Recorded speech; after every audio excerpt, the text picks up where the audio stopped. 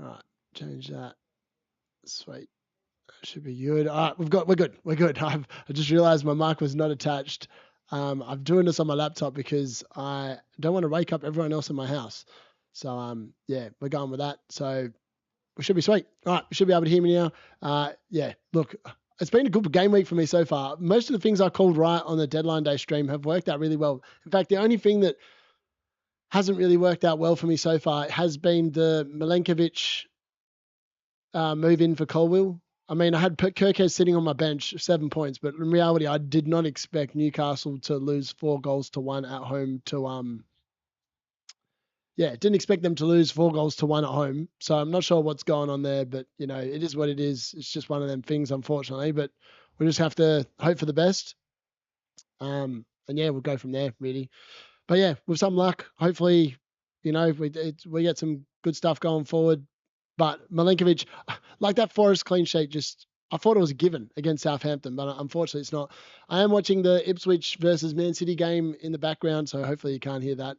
That's why you see these lights changing, because they're just doing the pre-match for it now. But yeah, so hopefully with some luck that works out all right. Yeah, let's jump into what some of the things I've seen across the weekend of football so far. So hopefully this is right. Yep, Sunday review. So look, there's plenty of things to get stuck into in terms of what I've noticed so far.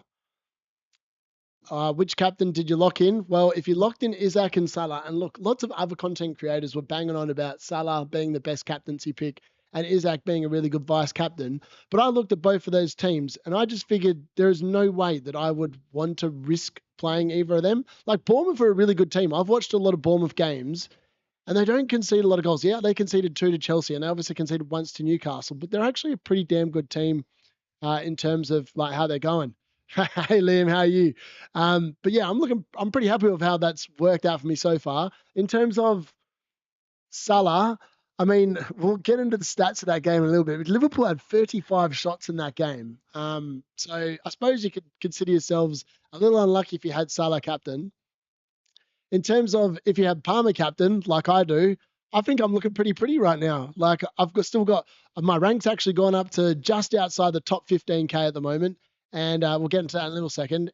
And at the moment, I've still got Jackson to come, Palmer to come, and obviously got Phil Foden in the Man City game now. Now, most people wouldn't be captaining Haaland. Like, there's a few effective ownership people owning Haaland, but like, yeah, I don't know how many people actually would have gone and captained them so far. But yeah, so like, I think I played it pretty well. My logic behind not captaining either Isaac or Salah, or even having him in the vice captaincy debate, things worked out pretty well so far. In terms of new manager bounce, it's in effect for Everton. They've had a very big win against Tottenham tonight. I mean, Tottenham are god awful. I can't see how Ange doesn't get the sack very soon. Like that, the way they play is just kamikaze football. I think he's going to come unstuck. West Ham returned to reality as well in their game, which was interesting. I actually thought West Ham were going to do Crystal Palace, but they lost 2-0. Had a man sent off as well. Not ideal there. Forest conceded twice. Like, what do you mean at home to Southampton? That was just an absolute shock.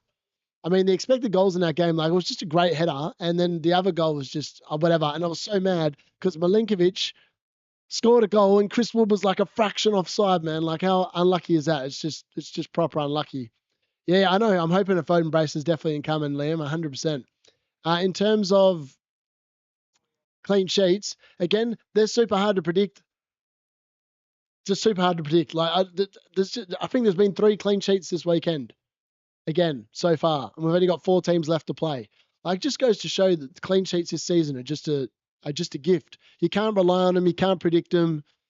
I thought that Nottingham Forest were a shoo-in for a clean sheet today, which is why I made the Milenkovic trade. And look, they got 1 point. He got me 1 point. It's just mad. So yeah, that's just unfortunate, really. There's not much you can do about that. In terms of budget midfielders, they also all blanked this weekend. I don't think any one of them has returned. Ahmad returned to reality, which I expected, which is why I benched him. And my God, that turned out to be a really good call on that one. But Clivert, anyone heard of him? Apparently someone actually captained him in the game, and actually played the triple captain on him. You always get these teams that just make a team up for the weekend and like put the triple captain on him. Like, who could have foreseen that? I definitely did not foresee that. Allison, yeah, man, I couldn't believe it. Allison finally came in big. It was about bloody time. Like everyone was sitting there raging about how good Trent is. And Trent had a pretty decent game, but the way Brentford played, he just got given the space of the G-Tech in order to keep putting the balls in. It was inevitable he was going to get a return at some point. But yeah, Lass, he did. So it is what it is. But I'm not too mad about it at all. In terms of like budget midfielders, would I move for Clivert moving forward? Like Bournemouth have a really good run from like game week 26 onwards. But I also like Ahmad's run, and I know Man United played poor today. I've just watched it, and I'm pretty pissed off watching that performance. It's just standard shit at Old Trafford, really, at this point in the season. They just keep it coming. In terms of the other thing, what can we expect from Man City versus Ipswich? Hopefully, a boatload of goals would be nice, especially for Phil Foden. Another brace, and I'll be laughing all the way to the bank. In terms of Chelsea versus Wolves, again, I'm expecting a Nicholas Jackson return here. I'm expecting a Palmer return as well. Wolves did not look good against Newcastle, and I can't see them backing it up. So for me, I'm just hoping that that's what it is. It's just going to be hopefully a really good thing. So let's have a look at how the team's looking so far. And game week 22, it's actually looking pretty damn good, not going to lie. So yeah, we'll whack into that. And there we go. So yeah, Alison Becker finally returns to me in goal, 9-pointer. That was very nice. I mean, at some point in this game, Flecken was on 11 points before Darwin Núñez scored in the 90th minute, which is kind of mad when you think about it. But yeah, it just is what it is. Hall obviously got a nice little return there as well. So, he got a return and then got taken off before they conceded all those goals. So it actually worked out quite well. I got 4 points out of Hall, and in reality, it would have been 3. So can't really complain too much about that. Milenkovic's 1 point is the most disappointing return, considering that, now I'm sitting there, I'm hoping that Chelsea concede tomorrow because or else it looks like a dud transfer. I mean, long term, I think the Milenkovic move is fine. And he would have scored in this game, as I said, if Chris Wood had been like a fraction, if his hair hadn't have wandered offside, I would have been loving life. And Milenkovic would have scored me a goal and all my defense would have returned. I would have been laughing. So as it works out, so Mo Salah didn't think about captaining him. Same with Isaac. I just thought the fixtures this week were no good. Turns out that, in reality, the Brentford game, we'll look at the stats in that a second. It's insane how there weren't more goals in that game. Even for Brentford, Brentford actually had some really good chances as well. Fernandez, obviously on penalties, I did call that right. Keep him in the team. It's definitely paid off. Any player that's on penalties is always a shout of scoring. João Pedro was unlucky not to score in this game either, so that was unfortunate if you had him on your bench or if you started him. It was just unlucky. And then obviously Crystal Woody Woodpecker, my man, my boy. I mean, he was unlucky to be left on the bench last week for me, but he was definitely back and he delivered against Southampton. I mean, how he got 12 points in this game is beyond me. His assist was literally like the deftest little touch, just passing it on to the next bloke. And then it was just a fantastic finish. And in terms of his goal, well, I don't know how that happened. Aina just whacks a ball in. I don't know how the keepers... Ramsdale just had a poor game. It would have been almost an own goal on the Milenkovic header as well. He definitely got spared there by VAR because he just didn't have a very good game in goal at all. Oh, nice. Yeah. So 41 points, Foden and Palmer to come. Who was your captain? Did you captain Palmer or Foden? I'm very excited. I feel like Phil Foden here could go big. I feel like Haaland's going to go big in this game. I mean, Haaland scored a hat-trick the last time these teams played.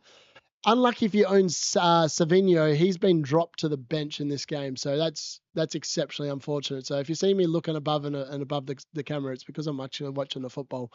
But yeah, look, I've been pretty happy with the team.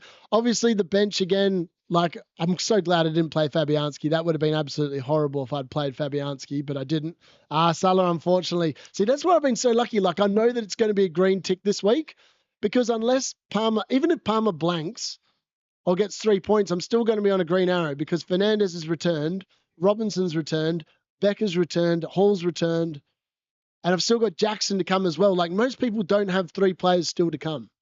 So I'm in an envious position. I've got 3 players plus my captaincy. Even if Palmer doesn't play, Foden hopefully goes big here, and then it doesn't really even matter. But I'm expecting Palmer to be fine. Palmer and Jackson probably combine hopefully for 3 goals tomorrow, and I'll hopefully rise inside. At the moment, I just really wanted to be inside the top 15,000, but with the way the week's gone so far, I don't know how high I can get. if these three players all return, I would imagine I'd go pretty close to going inside the top 10K. So it's one of them ones where potentially anything could happen from here. But yeah, so that's pretty good. But let's have a look at some of these games because there's been some crazy games this weekend. So 43 there. Like this Bournemouth game was insane. Like, how does Cliver get a hat trick? I watched this game and I was like, he just kept on getting in the right spot. And then Kirkes went and banged the goal in. I mean, the only saving grace in this game is that I don't own Gordon, I don't own Murphy, I don't own Dubravka. I only owned Hall and Isaac, and Hall actually got some sort of a return. And everyone pretty much has Isaac. If you don't have Isaac, then you're pretty much playing catch up anyway. So it is one of them weird ones. And yeah, Bournemouth just looks super good. I mean, like Bournemouth had a lot of yellow cards though. Like Kirkes, Clivert, Adams, Christian had 6 yellow cards in this game, which is insane. Even as Azra Bagella made 3 saves, Dubravka made 6 saves as well, which just shows you how dominant Bournemouth were in this game. Like it's crazy to think that Bournemouth were that good. It's ironically Bruno Gamrier has actually got 2 bonus points, which was interesting. But yeah, Clive at 79 on the bonus point system. He just had a game and a half. That was such a really good fixture for him.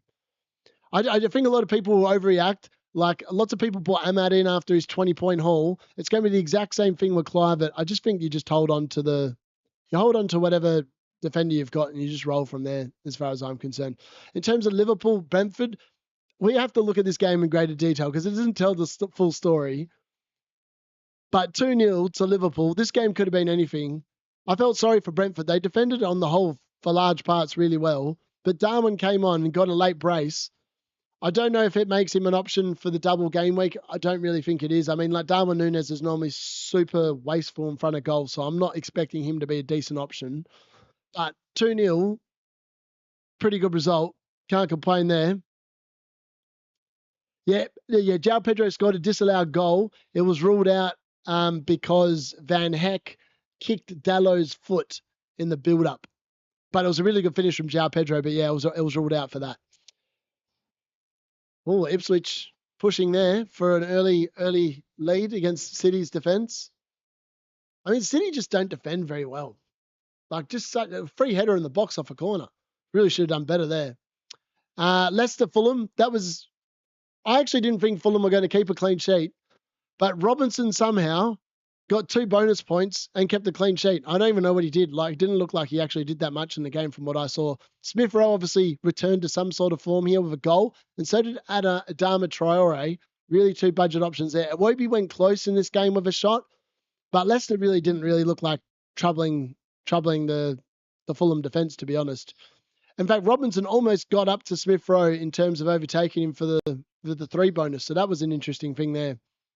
West Ham Palace. This was an interesting game.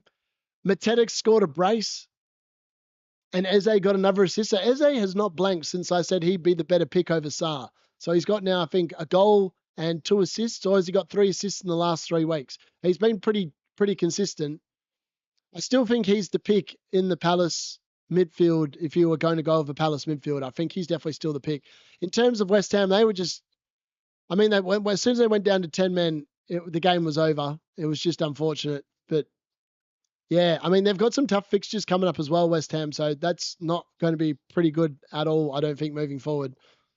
Fabianski was a half decent. He made some decent saves. The Aston Villa Arsenal game, now that was a game where it went to 2-0 and I was like, oh my God, Timber's sitting on my bench. I've stuffed it up here. Probably should have played him instead of Hall. And then Tielemans and Watkins scored goals for Villa. And I actually thought that game could have gone either way. It could have either been an Aston Villa win. It could have been an Arsenal win. In the end, it was just a pretty good result, I think, for Villa. For Arsenal, it's just more drop points. I mean, they seriously need a forward and they need to stop gifting away goals. I mean, like the defensive numbers are still really good. They just keep conceding goals. Saliba obviously missed this game, which didn't help them at all. So that news that did come through was correct that Saliba was not going to be playing. And yeah, there it is. All right, City pushing forward here. No, it goes out for a corner. Goal kick. Yeah, Watkins actually surprised me. Like he's now returned in the last 2 weeks. I didn't think he was going to do anything over the last 2 weeks, but he's returned in both. So that just goes to show sometimes FPL is very unpredictable. I thought that getting rid of Watkins, if you owned him, was probably the smartest play. In terms of Everton and Spurs, this was like, what's going on with, like, how did Everton score 3 goals? That's what I want to know. They scored 3 goals. They obviously got the own goal from, who got the own goal? I can't remember. Somebody did, some young bloke from Tottenham. I'm not sure who. But Calvert-Lewin finally broke his duck after what felt like forever. And Day scored a goal as well. So maybe those two are potential options for the double game week. I'm not 100% sure they are, to be honest. But if you were thinking of going to an Everton player, I don't think you go in the defence. They didn't look overly defensively sound in the second half. Kulusevski obviously got a goal here. Richardson's got a goal. And then 2 players that no one's going to own. Mickey Moore, or whatever his name is, got 2 assists. And Garner from Everton also got 2 assists. So that's just, oh yeah, Archie Gray and go. Thank you very much. It's annoying. They should have the own goals on. Oh yeah, it says it there. Whoops, I'm an idiot. I can't read. Gray, own goal there. Man United, oh mate, I hate talking about Man United. They just infuriate me. Watching them play, the first 10 minutes, it was the easiest ball over the top, and then just Matoma just rushed onto it and then fed Minter. It was just such an easy goal to concede. Obviously, the penalty was, I don't know what Balaba was doing. What he was doing, he almost put Joshua Zirkzee in a headlock on the way past trying to track back. Just dumb football all round. But yeah, he was not too bad. I mean, Bruno does what Bruno does. He's always going to convert those penalties. I think he's one of the best penalty takers in the league. Very happy he's still in the team. He continues to return, and like Man United, if we are going to score goals, it's either going to be Ahmad or Bruno. So I was looking ahead to next week and trying to work out who I'm going to bench next week. And I think realistically, it could be Chris Wood that ends up on the bench again next week. I can't believe I've just said that, but it's quite possible that he does end up on the bench. Just with the fixture they've got. Ipswich are going to town here on Man City. This could be a goal. Liam Delap, Delap sold him up. Oh, mate, that was almost a cracker. Ipswich are looking good here. They've got City on the rope. Oh, no. City managed to clear it. I don't know what's going on there. City. Oh, Erling Haaland's on a run now. It's like end-to-end football. This is a great game of football to watch. All right, yeah, sorry. Back to this one. Nottingham Forest, Southampton. How the hell did Nottingham Forest concede twice to Southampton? It's disgusting. How do you concede twice to Southampton? Like, I know United conceded once midweek, but like twice, and you're meant to be one of the best defenses in the league. I mean, the only saving grace here is that Chris Wood delivered the wood. If it wasn't for that, you'd be pretty pissed off. I mean, the only disappointing thing I'll say about Wood is Wood denied me a Milenkovic goal because he couldn't keep his ass on side. If he'd kept his ass on side and Milenkovic had scored and it ended up 4-2, I would not have cared at all. I mean, that was just disappointing because it was a great sort of header from Milenkovic. Ramsdale made a meal of it, but like it would have been points and not just a 1-pointer then. But yeah, that's what's essentially happened in the game so far. If we actually go to, where's the Premier League thing here? Home. And we'll just have a look. Hold on. Look at the stats in these games. Like the stats are insane. So Newcastle had 55% possession of Bournemouth 45. Bournemouth had 19 shots with 10 on target compared to Newcastle's 13 and 5. I mean, like that game should not have finished. Well, it could have finished more than 4-1. It was like such a weird sort of a game of football to watch. Yeah, Wood, 1 chance, 1 goal. That's all he needs. He's the most clinical forward I can ever remember seeing in the Premier League. You just sit there and think if Chris Wood gets a shot, at the moment, it's probably going in. He only needs about 1 shot a game and it's going in at the moment. I don't know how many shots he had. I'll have to look up how many shots he had in a second. But yeah, I mean, these stats for the Bournemouth-Newcastle game are insane. It's just, Newcastle just kept hacking them. Like fouls conceded, 18. Oh no, sorry. Bournemouth kept hacking them, more to the point. It's a weird game of football. This Brentford-Liverpool game, though, is even more bizarre. Like the stats on this one, 61% possession to 39, 11 shots was 6 on target for Brentford. Like, they should have scored a goal, like in this game. Liverpool had 37 shots and with 8 on target. Like, I don't know what's going on there, but that's weird. It's just weird how that did not equal more goals. It really is. Then we've got the Leicester Fulham game. The stats on this one, I mean, Fulham dominated most of the game, but like they only had 2 shots on target for 2 goals. Like they had 17 shots, 2 on target. Leicester had 8 and 4. It was some of the football this weekend has just been weird. Like the results have just been, and the stats in those games have just been odd. It's like been a really hard week to predict. It's like this West Ham game. West Ham dominated the ball here, 54, almost 53.5% to 46.5%. Palace dominated the shots, 12 shots to 7. West Ham didn't have a shot on target. Crystal Palace had 7. It could have been easily more for Crystal Palace in that game. Then the Arsenal-Aston Villa game, like 18 shots to 8. Like Arsenal are just not clinical enough. They really need a forward. They need someone that's going to sit there and bang in the goals for them. If they don't get someone soon, that they're going to be cooked. It's all going to be all over. So 66% possession of 34. I just don't know what's going on there. It's just weird. Arsenal just aren't in very good form, I don't think. This Everton Spurs game, the stats in here look like it was all Everton in the first half, all Tottenham in the second. So 12 shots with 6 on target Everton. That's a really even game. That could easily have finished 3-3. Tottenham definitely came back in the second half because it was pretty one-sided in the first half. Everton 3-0 lead at half-time. I mean, the Man United Brighton game, this just goes to show how good Brighton are. Because Man United have been playing this 3 at the back system, which seems to dominate the ball, but Brighton still almost matched them with the ball. Man United had 10 shots to 6, but none of our shots really looked like ever troubling the keeper. Like 1 on target is just not good enough. 3 on target for Brighton, and obviously all 3 went in. It's just clinical football. And that's the problem. Man United are not a clinical team. Again, Joshua Zirkzee, Rasmus Højlund, not good enough. £120 million spent on crap players that can't finish. You're not going to go anywhere with players that can't shoot. They could invest maybe 20 mil this month and go and buy Chris Wood. He'd be a great signing for Man United. At least he knows how to score.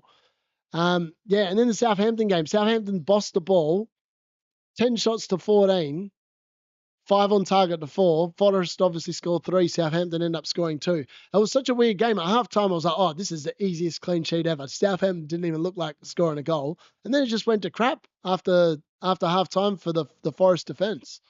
Really weird. I have a look at some of them actual stats now for those players. So Salah, who blanked, which was very unfortunate for his owners, 0.61 expected goal involvement. He had one of the lowest expected goal per 90 for the season, 0.18 goals. I don't even know if he's had a lower target this season. 0.22 against Fulham. That's pretty low. 0.21 against Palace. All right, so the only time he's gone below his expected goals this season was against Forest back in round 4. In game week 4, where he got 0.13 expected goals for the game. And this week he got 0.18. He should have got an assist, but he didn't. But it's just one of them ones where maybe this has definitely thrown open the conversation for actively thinking about your captaincy pick and not just going with the popular option, because Salah was the popular option, but I always thought he was going to blank. I don't know. I just had a feeling after the Forest game. I watched the Forest game and I thought, yeah, he could have scored on another day, but good defending, good goalkeeping. But this week, he probably is the best captaincy shout. Like Ipswich at home. I mean, I'm watching Ipswich now to give a bit of a read on whether I think Salah's the best captain now. Then it's Bournemouth away, Everton away in the double, which is probably still the most logical time to triple captain. But I'd want to see Salah return against Ipswich to feel confident about a good haul in that game week 24. And then game week 25, Wolves at home. He's probably the next best captaincy shout for the next 3 weeks. Because I think in comparison, Cole Palmer after this week has got Man City in 23. You're not going to captain him. West Ham in 24 when their doubles on, and then Brighton away in 25 is probably not the best captaincy pick either. And then if you're looking at Isaac's got Southampton, but Isaac probably scored a hat-trick against Southampton. They did look horrible in terms of defending. But it's probably between him and Salah this week for captaincy in game week 23. They are probably the best options. But yeah, then obviously Fulham, Man City, Forest, Liverpool, probably not the best fixtures for Isaac. I mean, some people might try even taking him on. But yeah, so it's just a matter of how many points Foden's going to get, how many points Jackson's going to get. I feel like Jackson's due a return. Tomorrow, I feel like Jackson's going to pop. I mean, the best defenders this week, where's the status bar? There we go. It's the team of the week so far. Alexander-Arnold, lots of people probably happy about that. Gahey obviously got 8 points. So Gahey backed up his 15 points with 8 points in the Palace defense. That was pretty big. Cliver obviously got the massive 22 points. Such a big amount of points. Oh, here we go. Haaland. Oh, Kovacic blazes over. I was like, where's Foden? Alas, Foden was not there. Trossard obviously got 10 points, which was interesting. And Darwin obviously got 11, and Mateta obviously got 13 points as well. Chris Wood's obviously going to come in there with 12 points when this gets updated. And Becca obviously with a 9 is looking great. Like, I've actually had the best goalkeeper this week so far, so that definitely makes you feel a bit better about life. Considering I've waited so long for an Allison, like a big haul from a goalkeeper, it's about time I finally got one. So yeah, there you can see all the people reactionary buying. 65,000 transfers in for Alexander-Arnold already. 62,000 for Wood. That's definitely going to go up after tonight. Clivert, 158,000 people. I wonder how many people are selling Rogers, Ahmad, Murphy, Alanga, any of those cheap options to Clivert. I'm just not sure it's worth wasting a transfer on that particular move. Like, I think week to week, Clivert's on penalties, which definitely makes him a nice option for Bournemouth. But I don't know. I'm not convinced it's worth a transfer, that particular move. I'm intrigued to know. Saliba obviously was out here while Phil Foden's running the box. He's no good. Wonder if Palmer's getting sold here as well. Can't believe it. And Nicholas Jackson continues to be sold. Why do people keep selling Nicholas Jackson? Do they not look at the fixtures coming up? I really don't get it. Yes, Mateta scored a bunch of points. So many people reacting this week. Like, Solanke's out for like 6 weeks now. You would think he would have been sold by more people. Apparently not. Luis Diaz continues to be sold massively. Not a surprise. Even Rogers getting sold. Like, why are people selling Rogers? He's got, look at that next 3 weeks. West Ham, Wolves, Ipswich. Like, why would you sell Morgan Rogers ahead of those 3 fixtures? Makes no sense to me at all. It's just a dumb transfer. Like, moving out Rogers now for Clivert is not a clever move. And Nicholas Jackson, why do people... I honestly don't get it. I don't get why you're doing it. Like, Chris Wood's fixtures in comparison. Like, Wood, obviously, where's the transfers in for the round?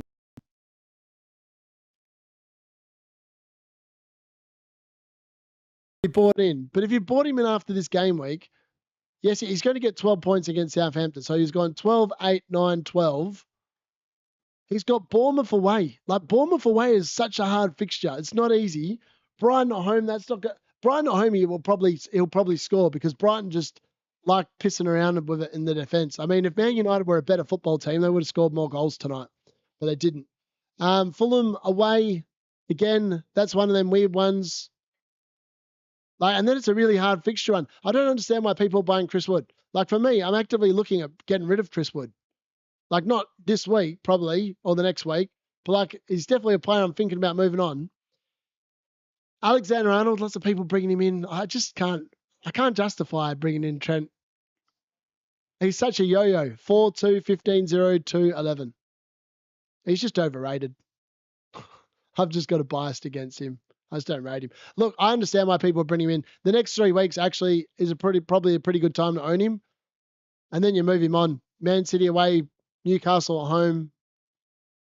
I mean, he's got Southampton at home in 28 as well. I don't know.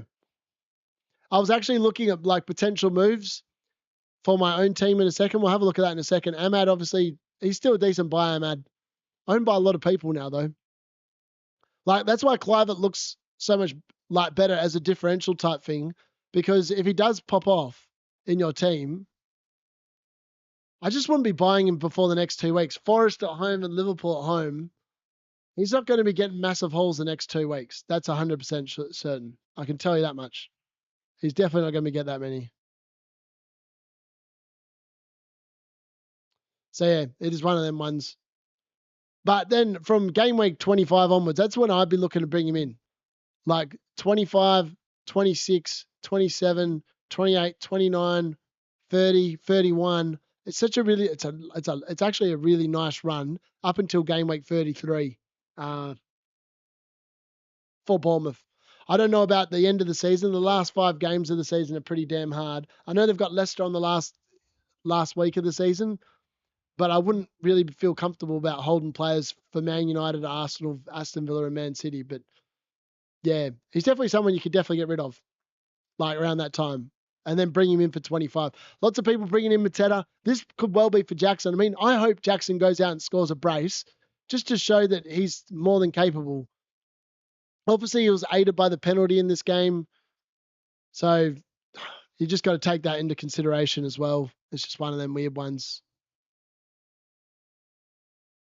I don't think his ownership's going to go up. His price is going to rise as well, 100%. I mean, he's now returned 29 points in the last 3 weeks. They do have Brentford, Man United. I mean, it's not the easiest fixture run in the world.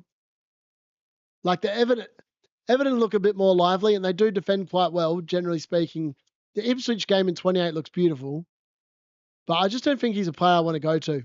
Unless he scores like another 2 against Brentford, then I might consider it. But I haven't seen enough to warrant transferring out Jackson. If anything, it'd be Chris Wood to him, but I don't know how I'd free up the funds for that. And then Wissa's a player that I like the look of. Now, what I was thinking of was getting rid of Chris Wood when Brentford entered this amazing run against West Ham, Leicester, Everton, Villa, Bournemouth, and then maybe hold him till the end of the season. But I'm still not 100% sure, but I feel like Wissa is definitely an option that could be good. Alison Becker and Canate proving to be fairly popular transfers in ahead of Ipswich, because obviously the next 4 weeks. And look, Canate is definitely someone I'm interested in, because in reality, I think they'll keep a clean sheet next week against Ipswich, clean sheet potentially against Wolves, and then hopefully they get at least a clean sheet over one of those 2 games in the double game week. I feel like that's probably the move. It's either going to be Canate or Trent. I just don't think any of the forwards are actually worth the risk. Like, they're all minutes risks, and then for me, that's no good. Kirkes, I love to see that he's getting brought up by more people. He has been super good for me and my team, even though this week he has been stuck on the bench. So yeah, looking ahead, obviously got the 2 free transfers this week. I did work this out. So in reality, depending on how Phil Foden goes tonight, and at the moment he's done nothing, I do like the Brian Mbeumo pick. So I could drop Phil Foden down to Brian Mbeumo. Could potentially, and then I've obviously got him for this amazing run of fixtures here. I mean, after he's already played Liverpool, so like, and they've already played Man City, I think, as well, twice. Yeah, so like the fixture run for Brentford from here on in, it's actually not too bad.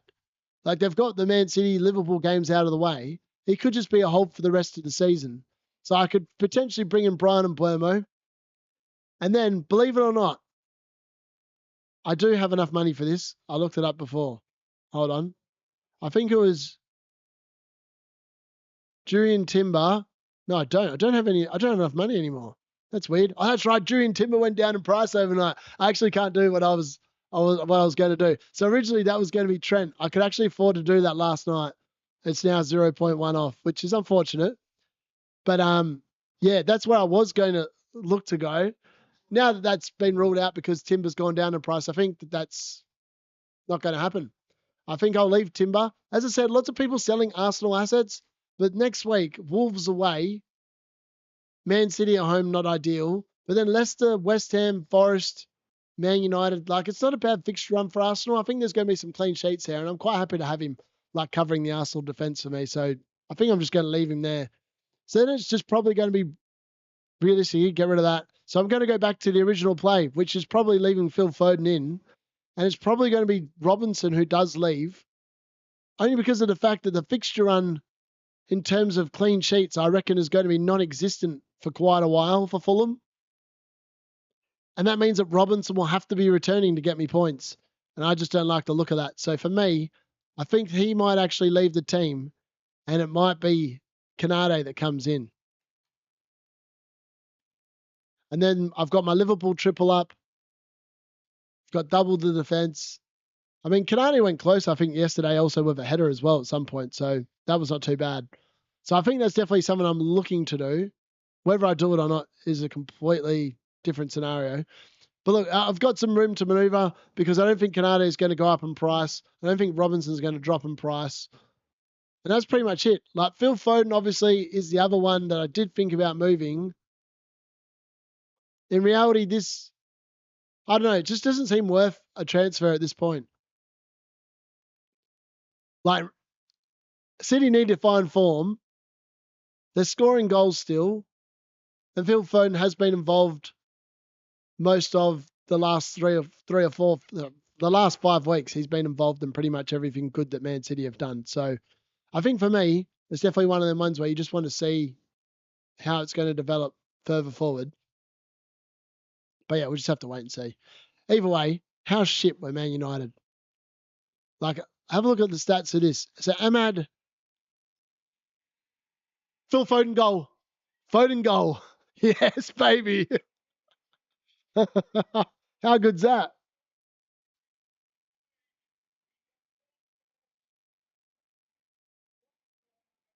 I can't believe it. Foden scores again.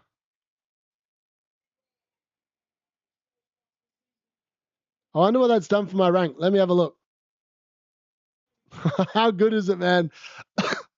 Phil Foden staying. He's staying for Chelsea. I can tell you that much. How good is it? And I think it's a Doku assist. Yeah, Doku. No, Kevin De Bruyne assist. KDB assist.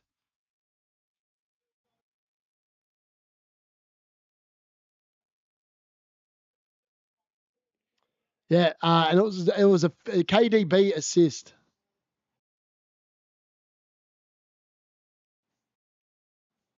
How good is that? I wonder what that's going to do to the rank. That's brilliant. I love to see it.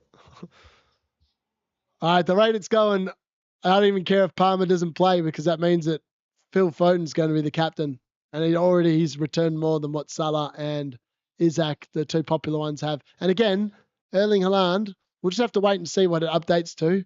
It's probably going to have to wait a couple of minutes to factor in that Phil Foden's actually scored a goal. Let's have a look. We wait. Phil Foden, 86.9% Freddie is for my influence. He has been big. It hasn't updated yet. Sad. That's definitely taken me inside the top 15,000. Let's put it that way. 100%. Oh, did you actually? So it was really interesting. My mate wildcarded in, I think like he wildcarded in game week 5, 6, or 7 as well. And he bought in Phil Foden. And I told him, this is not the time for Phil Foden. He's not in form. Man City just looking like a bit of a wobble. Pep doesn't seem to trust him yet. I just didn't think he was that. But then I saw him against Aston Villa and I watched that game and I thought, I think he's back in form. I think he's back in Pep's favour. I think that this is the time to jump on him. And my God, what a masterstroke it was bringing in Phil Foden for Saka when he got injured. It's definitely been one of the moves I've done of the season, 100%. Like I looked at it and I was like going, and then when I was doing the video for like coming up with Saka replacements, Phil Foden, I just said was at the top of my list. And I didn't, I think it was because I had such good team value that I didn't have, and I didn't rate putting the money into my defense. So I thought, stuff it.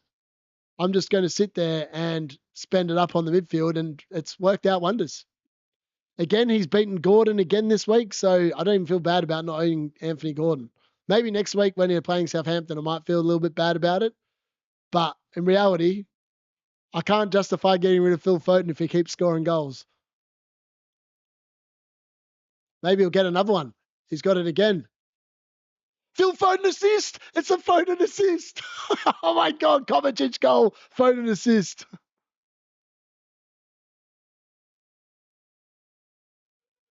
Oh, Man City are pairing.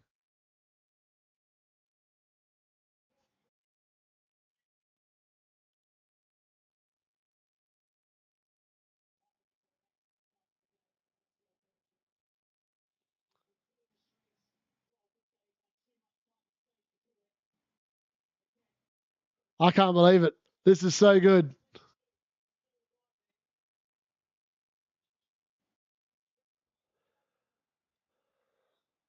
Kovacic goal, Foden assist. This is brilliant. My rank is just going through the roof. Keep it coming, Mr. Phil Foden. So many people, oh, so funny. Like on TikTok, I've had so many people go, oh, Phil Foden's shit. Like, why have you got uh, phony Foden or whatever? It still hasn't even updated. He scored a goal. This is going to be brilliant.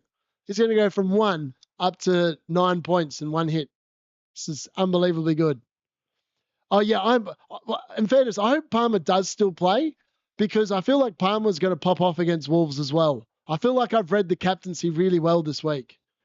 Yeah, I know. Foden vice captain. People were wondering it. They were like, why didn't you have Salah or is that captain? I was like, because I knew that Phil Foden was popping.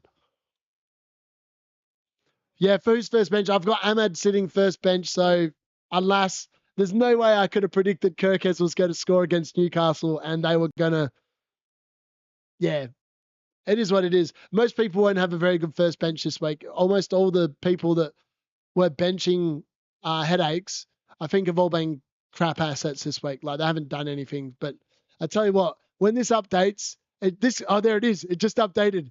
10,653. I'm going inside the top 10K, baby.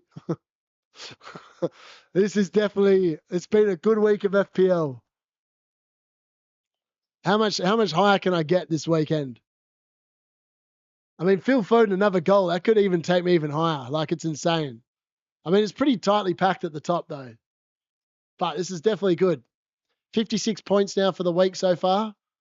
And you'd imagine that Phil Foden's on track now for 3 bonus as well. So if they keep the clean sheet and he gets the appearance point, that's going to be another 4 points. It's going to be a 14-point haul. Backing up from the 15. It's looking, I just love it. Yeah, I think so. I think so. It's definitely looking good. Like top 10,000 is looking pretty damn good at the moment. I mean, Nicholas Jackson's to come as well. Like so many people have sold him. Like Jackson's stats at the moment. Where is he? So he's gone down to 8 million. He's down to 17.8% ownership. Like so many people have sold him. So if he scores tomorrow, the rank is just going to continue to get even better. It's brilliant. So it's quite nice. I've actually enjoyed the fact that so many people have sold Nicholas Jackson because all it's done is really improved my rank. So hopefully, touch wood, it continues going that way. But I'm loving this. Ipswich is just so open at the back. I think this definitely confirms the fact that next week it's definitely between Isaac and Salah for captaincy. But I'll probably be leaning towards Salah because Ipswich just looks so open at the back. Like they've looked poor. But it's weird because Man City are one of them teams that they could potentially concede 2 goals here. It could be 2-2. It's going to be interesting.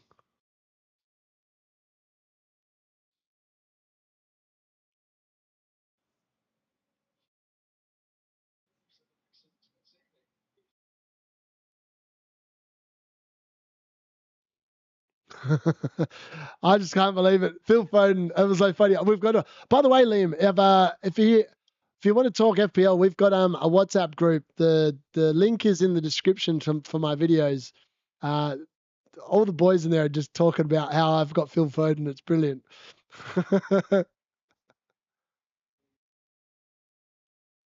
Yeah, that's right. Yeah, I know. It's so good. Like I don't even have to worry about that.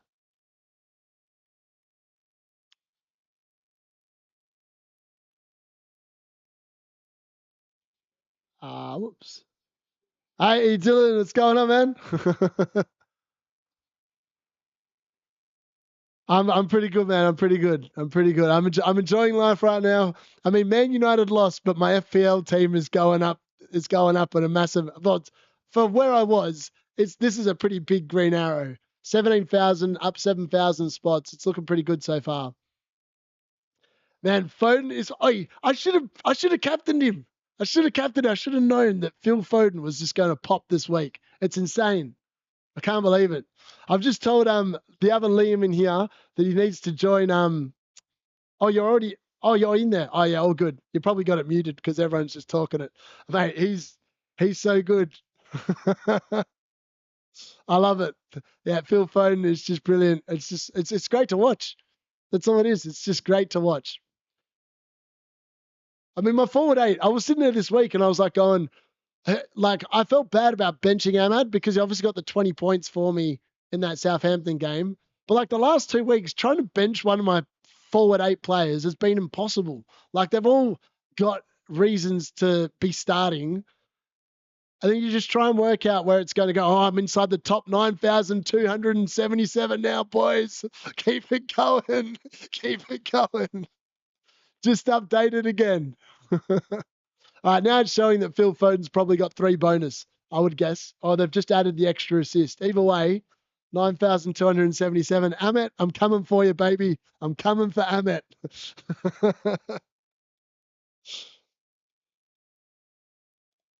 This has been the most unbelievable game week of game weeks. Even Trent Alexander-Arnold getting 11 points. And yes, Trent was really good.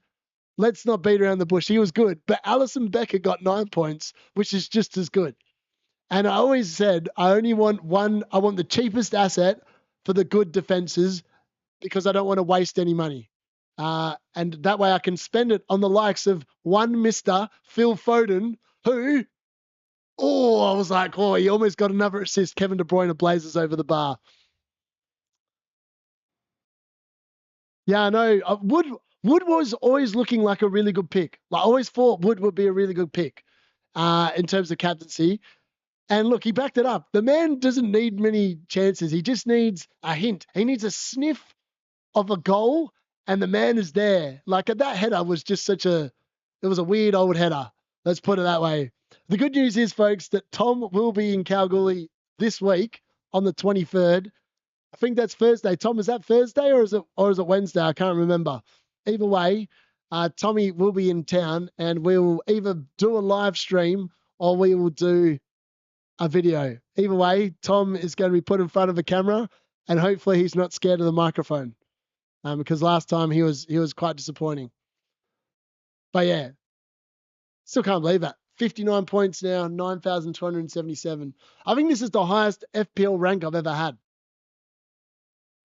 After I finished top 101k last year, I think I got to a point last season where I was 20,000, and that was halfway through the season, and then I absolutely stuffed up my wild card in game week 19. I should have just never played my first wild card last season. I would have been right, because I absolutely made a meal of it.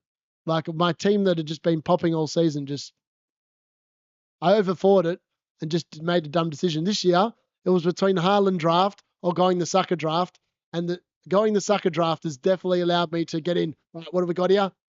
Oh, where's Foden? Give it to Foden. Like, it's so weird watching City and like wanting their players to score. It's a hard watch. Barracking for City is not a good thing. Last time there was no microphone. There was a microphone. That is the problem. Yeah, I know. You just need the ball inside the box 100%. Milinkovic, I know. How annoyed was that? Milinkovic scored, but bloody Chris Wood. I love the Chris Wood, but how hard is it to just keep your noggin on side? It can't be that difficult. I wouldn't have thought it'd be that difficult. But alas, the Woody Woodpecker denied Milinkovic a return. Milinkovic would have got 7 points. I would have been on 65, probably heading towards the top 5. I will see. We'll see. Ahmed's going to be on in 5 minutes. Ahmed's going to start getting a bit scared, I reckon, because I'm coming for his rank. I'm coming for his rank. We'll have to have a look. Let's have a look at Ahmed's team for the week anyway, really quickly. Let's get out here. Let's have a look at the league. If you're new and you're in the chat and you're thinking, what the hell is this bloke on about? Think you can beat the D unit. That is the league name. The code is LDV6FK. I've put it at the top of the thing. So Ahmed's there. He does have a nice little lead on me. He's on 42 for the week. Who's he got left? He's got Palmer and Jackson like me. Okay, so tomorrow, and he's got Sanchez in goal. Okay. Castagna on bench instead of Burn. Oh, that hurts a little bit. And the Salah captain. I mean, I want to know why so many people pick Salah captain. Like, what was everyone's reasoning behind picking Salah captain? Put in the chat why you picked your captain this week. What logic did you use? I'm intrigued to know.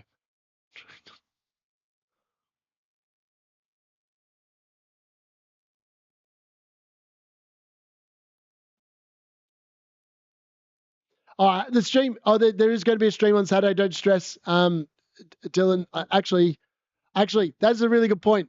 I'm not sure about a deadline day stream this Saturday because we have a Triple J Hottest 100 party, and by the time the stream is scheduled, which is 5 p.m., I might be very intoxicated. I don't know how good the stream will be at 5 p.m. on Saturday. I'll see what I can do. I can't make any promises. Actually, it's a late kickoff. Hold on. Bear with us one sec. What time are the games on? Kevin De Bruyne. Foden goal! Foden! Yes! He's got another one. Oh, I should have made him captain. Phil Foden, massive haul.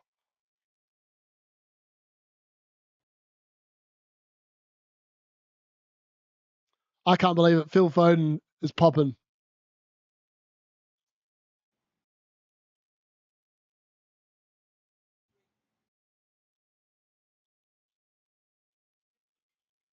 Inside the top 10K, boys. This is big. This is a massive haul. How high can I go tonight? That is the question. I could catch Amat tonight. The way this game is going. This is insane. How good is it? A drunk Tom on stream would be hilarious. Unfortunately, Tom's not going to be here. I picked Salah captain. Hold on, sorry, I'm just catching up on the trend. A drunk Tom on stream would be hilarious. I'd bring Foden in, but he's not really hard games coming up. Always cuts me a little inside when I see Darius celebrating City goals. I know it's a hard watch, trust me. Foden though is on fire. Tom owns Foden as well, Liam, by the way. There's a lot of Foden love in the chat at the moment, and this man is delivering me a massive green arrow now. He's gonna. I could, with the way this game's going, with Jackson and Captain Palmer to come, I could realistically hit top 5,000 this week. Like it's quite possible. I still can't believe it. Phil Foden, what a man! It's not even half time, and Phil Foden's got 2 goals and an assist. He's on track for a hat trick. He's on track for a hat trick, and we're not even half time. Like God knows what Mo Salah's going to score against Ipswich next week. So I think that's a very easy captaincy decision. Next week it's going to be Salah captain, Isaac vice. Foden's away again. Oh, he's overcooked the ball. He overcooked it. He was trying to feed Haaland. He overcooked it. Could have been a second assist. Disappointing. I just can't believe this. This is unbelievable. Unbelievable stuff. Wait for come on Fantasy Football Hub. Update my rank, please. How much is another goal going to do? So he's going to go up to 17 points here. It's just crazy. It's 5 points for a goal, isn't it? So then he gets the extra point for. So he's going to be on an 18-point haul at the moment. He's going to get 9. Hold on. So they didn't keep a clean sheet last week. He's on track for 19 points if they keep a clean sheet. That's insane. 19 points from Phil Foden. He does love a hat trick. He does love a hat trick.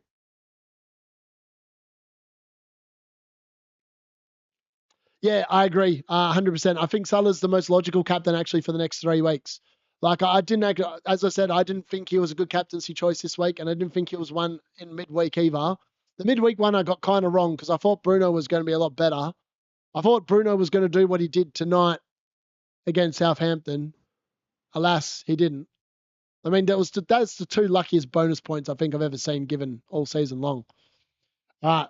Lacano Finer, how many points do you think Arsenal would have right now if they had stayed healthy all season? To be honest with you, I'm not sure. I think the problem with Arsenal, they've actually been fairly healthy most of the season. I mean, like Jesus wasn't really a factor anyway. He was just not getting games. Saka obviously is a big blow because he's the bloke that would have been starting up front, like on the right wing. I think they've been found out a little bit. I think that's the problem with Arsenal this season. They've been found out and they just don't have the clinical edge. Phil Foden, oh, what's he doing? He got caught in two minds. He was going to pass it, then he was going to shoot it. He didn't do anything. We're still waiting for this update and rank. So yeah, I'm not sure. That'll be my honest answer to that. In terms of that, I went for Salah because of Brentford. Go for it at home, and yeah, I agree. I mean, that game was insane. Like Liverpool had 37 bloody shots. Like how? I don't know. I don't understand. I don't understand how you can have 37 shots in a game of football. It's ridiculous. The time for me at the moment is 1:20 in the morning. Normally I wouldn't be doing this, but I'm still on school holidays, being a deputy and all that. So since I don't have to wake up early tomorrow, I just thought, why not? Let's just do a reaction stream because why not? So I'm going to have a look at the fixtures. It's half time now, and hopefully Phil Foden's rank is going to update my rank here. Let's have a look. See if maybe it's just need a bit of a refresh here. Let's have a look. All right, has it updated? Is he up to 17 points? Here it is. Let's have a look. What do we reckon, boys? Oh, I've gone up 10,000 spots now. We're inside the top 7,500. Keep it coming. Keep it coming. 7,500 live rank. Like, there's no threats coming for me either. Like, tomorrow, like, the only other people that someone might have a Chelsea defender. Like it could be up against a few people that own Sanchez, a few people that own Colwill, a few people that are playing Enzo potentially. But most people have already played their captaincy pick, and it hasn't worked out that well for him. So tomorrow, and a lot of people don't have Nicholas Jackson anymore. So tomorrow, it should still continue to be quite a nice green arrow, regardless. I mean, if Phil Foden, if Cole Palmer doesn't play, it's 100% going to be a green arrow because I'm going to have Phil Foden coming in as captain, and no one is going to have Phil Foden as their vice captain except probably me. And yes, I'm a deputy principal, so I don't actually do any teaching anymore. I taught in the UK though, for a couple of years while I was over there living there. So yeah, look, this is unbelievable. I can't believe it. 7,500, 64 points for the game week now. I mean, it's a bit like the situation for Man United against Southampton. If Cole Palmer returns and Jackson return, I could hit about 100 points this week at the rate we're going. Because yeah, Phil Foden obviously is on track to get the extra 2 points from the clean sheet and the thing. The way Phil Foden's playing, 100%, I think a hat trick is on in this game. A hat trick is definitely on.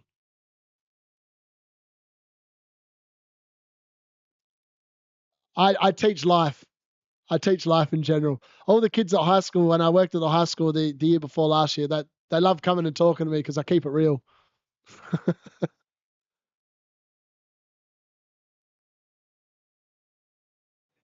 Oh, how do I know Tom? School friends? Nah, Tom's like way younger than me. Tom's like 8 years younger than me.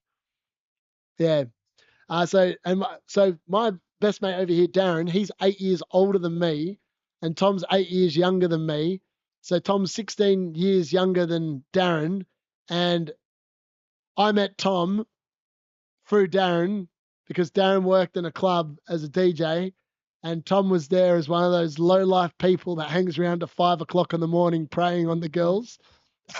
I hope he's still in the stream so he can sit there and respond to that. But I have some epic photos of Tom just standing there being a creep. Can't believe I just said that on stream. Unlucky Tom. But yeah, that's how I know Tom. Great bloke.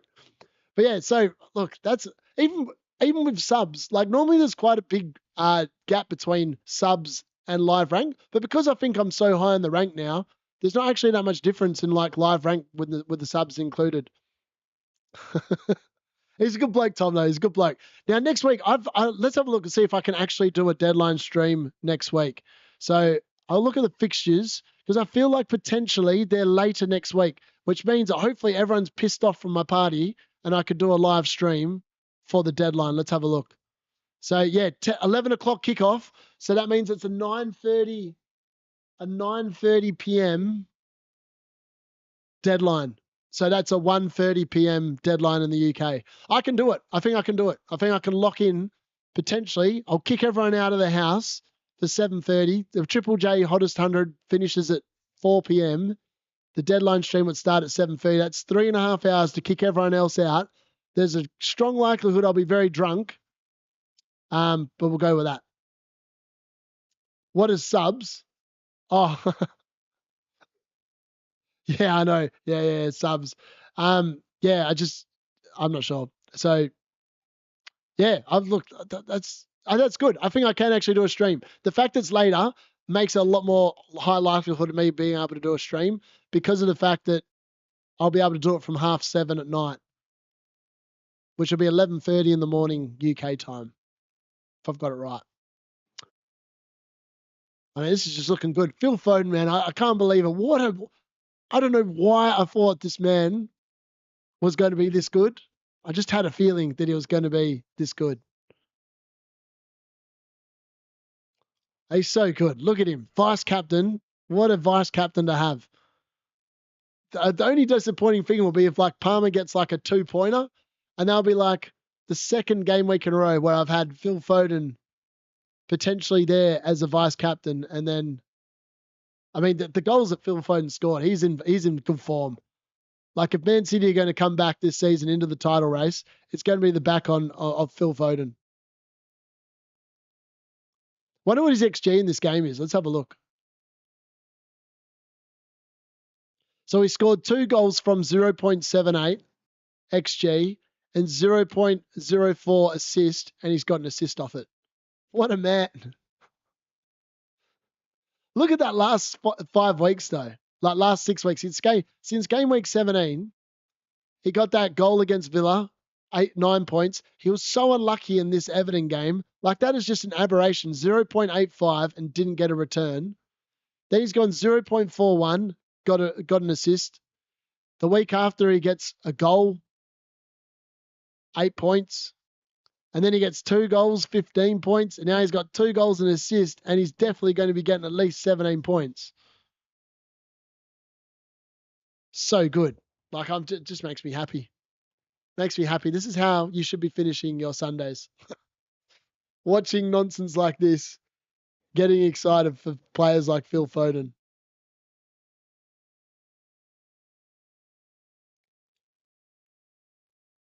It's so funny that like some people in the chat and like Trent Alexander-Arnold is probably the only player that I'm sitting there like this week going, is there a potential move to bring him in for this week for the next 3 weeks? Like it's a 3-week play. I wouldn't recommend bringing him in for any longer than that because he costs so much money.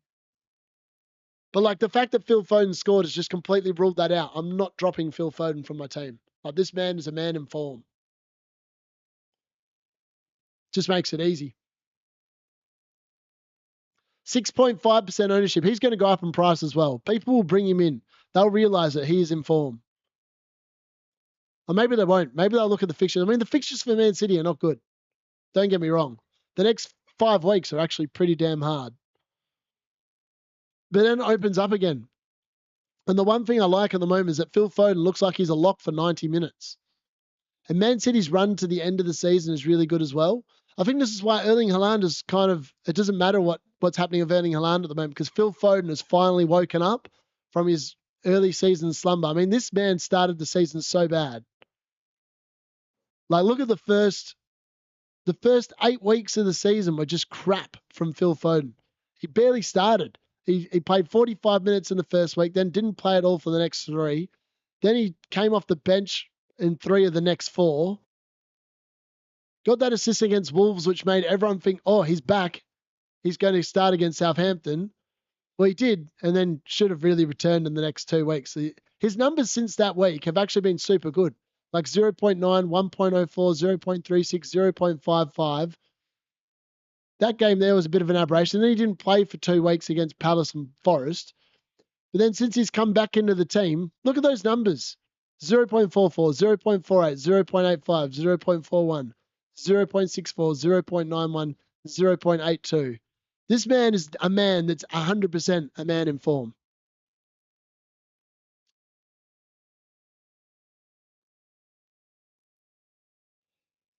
Yeah, I agree. Look, I'm not sure. Like Trent is definitely a player that I definitely like to look of the next 3 weeks, 100%. But I bought in Milenkovic, and look, I expected a lot more than that. I mean, Forest only conceded 0.88 expected goals in this game, and then conceded twice. That was just unlucky. I mean, I think they conceded against Southampton earlier in the season. No, they didn't. They kept the clean sheet there. Yeah, that was definitely unexpected. I think long term though, next 3 weeks, I expect Forest to keep at least one clean sheet over the next three, hopefully, maybe even two, depending. But then they finished the season really well. Like they've got a nice run from 34 through to the end of 38. Chelsea might be worried about the Conference League then as well, winning that because that will be around that time. So there's every chance that they could do really well there. I mean, from 32 onwards, it looks really good. And they've got that Ipswich game in game week 29, which makes me want to keep him. I think he's all right. In hindsight, maybe I should have gone for a Palace defender instead. I just didn't want to have to worry about game week 29.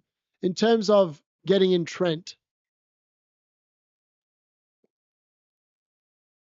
like I actually can't afford to do it with my team at the moment. Like I'd have to sell someone else. It would have to be Timber in, Timber out.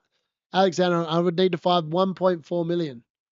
And I can't justify moving any of my players on. Like, who would I move on that would make it worthwhile?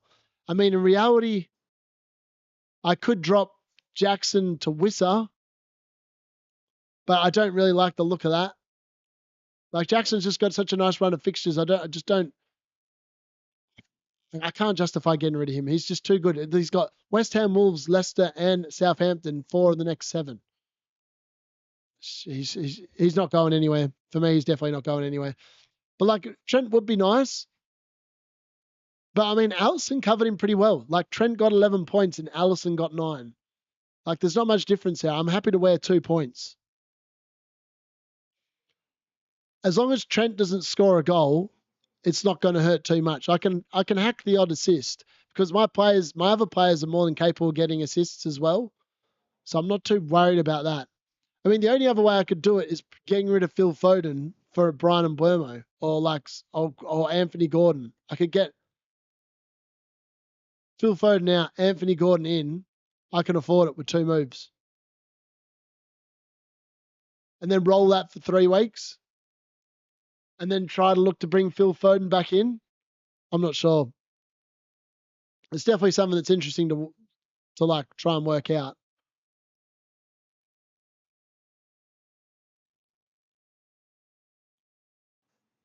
Bruno Fernandes looks good. I think long term wise, he also looks good. Like 7.47, not bad since he got suspended, obviously for that red card. I mean, he probably should have got more today. He should have had an assist in that game. I mean, just wasteful finishing again from Man United. And the next few weeks, I mean, Fulham away, Palace at home. Next 2 weeks, I think Bruno Fernandes and Ahmed are perfectly fine as well. Spurs away looks fine. Everton away looks fine. Ipswich at home looks fine.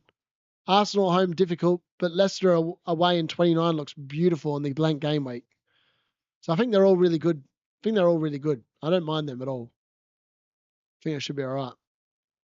Yeah, this is going to be interesting. Second half, due to start very shortly. Can Phil Foden get any more points? That is the question. Can he get a hat trick? Can he match Kluivert? Can he better the 22 points of Patrick Kluivert in the second half?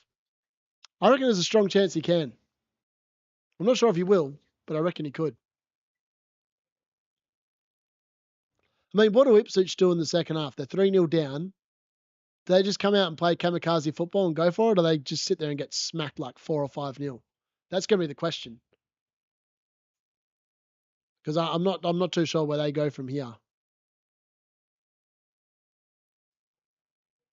I mean, just imagine if I had Kirkes on instead of Milenkovic. I mean, Milenkovic, bloody Wood going a fraction offside.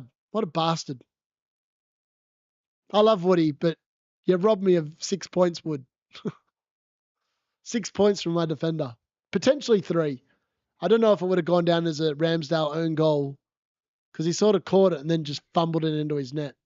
It was very bizarre. So Ipswich have dropped into the bottom 3 because they've conceded 3 goals in this game.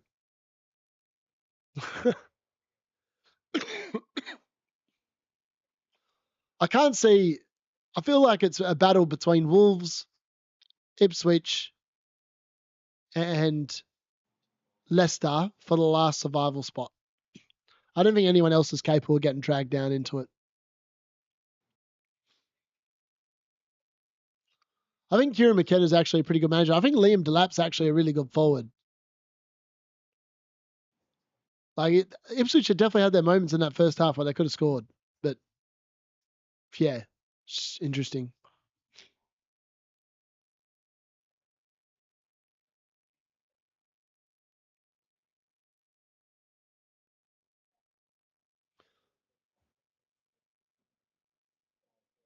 I think I wonder what the prediction in this half is. Man City going to put the foot down? Is Phil Foden going to come out and just be like, all right, I want that hat trick. I want that match ball. Ideally, hopefully he does. I mean, the more he gets points, the more I'm like, can Cole Palmer just have a day off tomorrow? Can someone ring him up and say, can you have a day off? Have a night off? Let Felix play that role. Hopefully they keep feeding Jackson and Jackson just pops off by himself.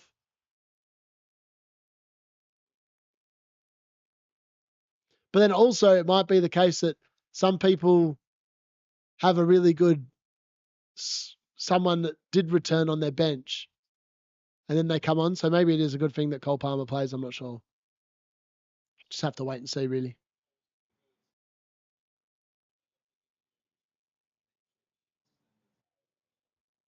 All right. Looks like the second half's about to get going. So now we find out, well, hey, hat-tricking coming, I know. I'm telling you, man, the rank is going up. It's looking good. It's looking good. I still can't believe this is the highest rank I've ever had playing FPL, ever. Facts. It's been mad.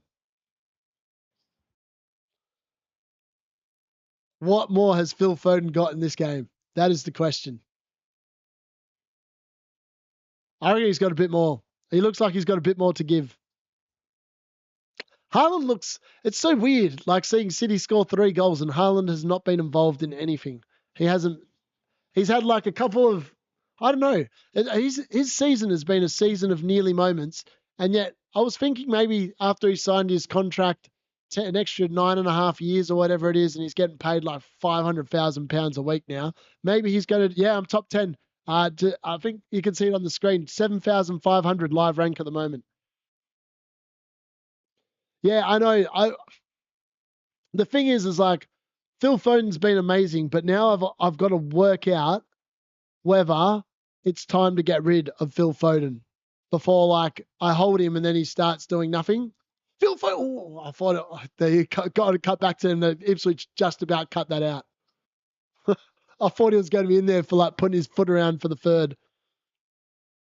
Yeah, Brian Mbeumo actually looks like a really good pick. Like when I was looking at my team, the idea was to have Phil Foden for 5 weeks. And I've had him for 5 weeks and he's been monstrous for 5 weeks pretty much.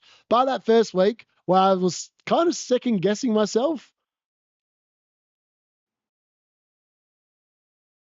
But like the last 5 weeks, obviously that Everton game was disappointing, but he's been so good. He's actually been the best pick that you could have picked to replace Saka with now. Like if you'd went for any other midfielder, no one has outscored Phil Foden in the time that Saka went down injured. So I got that call so right. It's worked out brilliantly. But it's like one of the weird ones, like you do look at the next run of fixtures, and when you compare the fixtures, and like FPL is all about playing the fixtures. When you got Chelsea at home, they're all right because Chelsea concede goals. I can see Phil Foden returning against Chelsea, no problem at all. But then you've got Arsenal away. Arsenal have been conceding, but are they going to concede? I'm not really too sure. Newcastle at home is a weird one. Like Newcastle conceded 4 to Bournemouth. Like Man City do attack well. Newcastle don't travel historically as well away from home. But then it's Liverpool at home and then Spurs away. I mean, like, if I can somehow keep him for the next 5 weeks, then I'm keeping him for the season. Like, Phil Foden will just stay there. It looks like he's one of them players that Pep's now trusting as well for like to start every week. Like, I will admit, I was a little bit concerned by Pep Roulette with the Foden pick, which is why I didn't think Savinio was that good of a pick. Even though he was a nice differential, he got Pep Rouletted tonight. He's sitting on the bench. But like when Phil Foden's in this kind of form, there's no way he's going to get dropped. Like no way he's going to get rotated out of the lineup. Like he's just a great asset, just a fantastic asset to own at the moment. So I think he's definitely worth another week's play. Like Brian Mbeumo, he does have really good fixtures. Oh, here we go. Ipswich are in here. Oh no, oh wow, what I don't know what Edison was doing there, but he almost made a meal of that save. In terms of Brian Mbeumo, actually, have you look at that? Kluivert has just come from nowhere. Kluivert's now 4th rated amongst midfielders for the season. What? So yeah, Brian Mbeumo for the next few weeks actually does look amazing. Will Savio come on? Hello, Tafano. If you haven't already subbed, please think about subbing. Anyone else in the chat, if you haven't already subbed, please whack in a sub. Help the channel grow. I think he will. I mean, Man City, it's only 3 minutes into the second half here, so anything could happen. If Phil Foden gets a hat-trick, that's another goal. Docker's just scored for Man City. That's 4. I don't know who gave him the ball. Who gave him the ball? Let's find out who gave him the ball. Yeah, 4-0. So I reckon Savio is 100% going to come on here at some point. I mean, they're 4-0 up. They're going to rotate these players at some point. Doku and Savio seem to be the two that interchange. So it's a second Kevin De Bruyne assist. So KDB's got 2 assists for the game.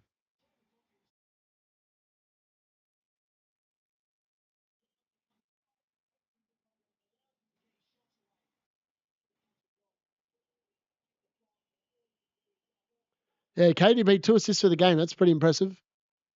I mean, I don't think Kevin De Bruyne is as good an asset as Phil Foden at the moment. I just feel like Phil Foden, the problem with, you don't have to worry about Phil Foden getting injured, whereas Kevin De Bruyne, he's like 33, 34, whatever he is. He could easily break down again with another hamstring. So Ed Sheeran's at this game. I don't think he'll be too impressed with what he's saying. Who does he go for?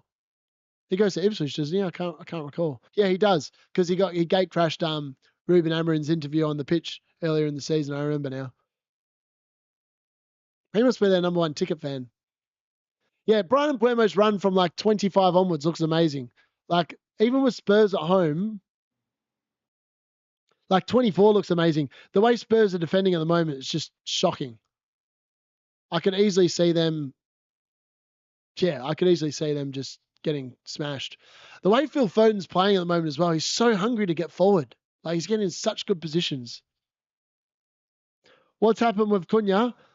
I think he was just ill. He was yellow flagged because he was ill. I don't think he's injured. Not that I'm aware of, anyway.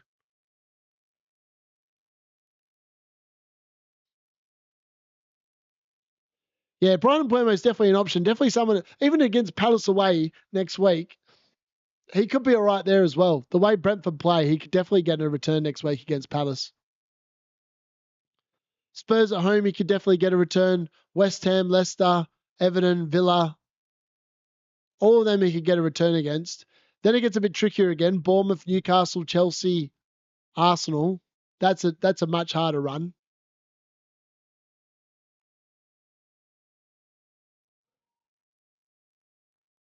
Yeah, that's right. Yeah. Oh, that makes a bit more sense. Yeah, he's a board member. Yes, he is on a board. Hello, Peter. It's been a while. Hopefully you're having a good game week, buddy. Hopefully you got a nice green arrow coming in. Clivert, I can't believe Clivert's up to the 4th ranked midfielder in the game. Like, look at this. Ahmad, Awobi, Clivert, 3 absolute budget options, all in the top 1, 2, 3, 4, 5, 6, 7 players. That's insane. Gordon's on 101. Wonder what Phil Foden's up to. He's got to be coming in pretty quick, I reckon. Let's have a look. Midfielders. Foden will be in the top page after today, I think. Where is he? Yeah, he's on 62. That's prior to this game week.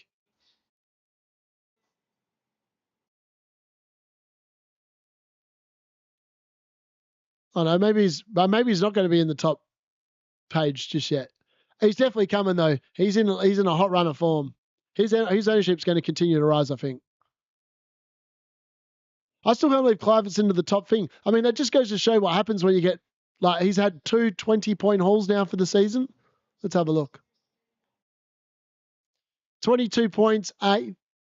And then he obviously had that other 20-point haul when he got the hat-trick of penalties against Wolves in game week 13. So all his points have come really big clumps. Obviously got the goal against Arsenal there as well. I'm assuming that must have been a penalty as well. So he's got 10 goals for the season. And quite a few of them have been from the penalty spot. That's actually a really good return. Considering how much he costs. 0.52 expected goals per 90 as well. 0.09 expected assists. That's actually a really good. Oh, mate. United ruined my mood. The only good thing is that Phil Foden's picked my mood up off the floor. If it wasn't for Phil Foden in this game, I think my mood would have just been out the window. If he blanked, I would have been like, life is shit. Yeah, Clivert's definitely, I can't believe it. But like, the thing is, like, people are going to sit there, right? They've bought in Ahmad because Ahmad had that 20-point haul. And then he obviously blanks this week and people go, I want Clivert because he's on penalties. He's going to score a hat-trick or whatever. Look at Ahmad's for the season. He's had 6 goals, 7 assists, but he's played half the amount of games because Eric Ten Hag didn't rate him at all.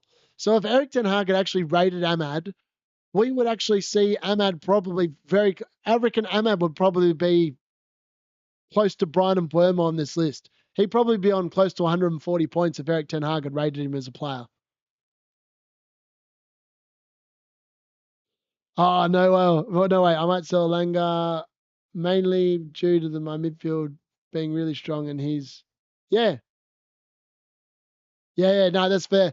I mean, like, if I had a spare transfer, I do have a spare transfer, but I'm just not going to go there at this moment. Let's see if it's updated any higher. Are we going inside the top 7,500 or is it doing some little calculation that's going to take me just back outside a little bit? Let's have a look. Oh, look, it's rude. It's taking me up to 7,509. Someone must have Doku score a goal for them. It's dropped me down 9 places. What a joke. Yeah, I was like, earlier in the season, I didn't rate Foden at all. It was only when Saka went down, I did some hard research into who I thought would be the best options. And I just came to the conclusion that Foden was the best pick for the next 5 weeks. And depending on how Man City went and how he went over the next 5 weeks, it could be longer than a 5-week play. But I was always committed to giving him 5 weeks and hoping that it worked out really well.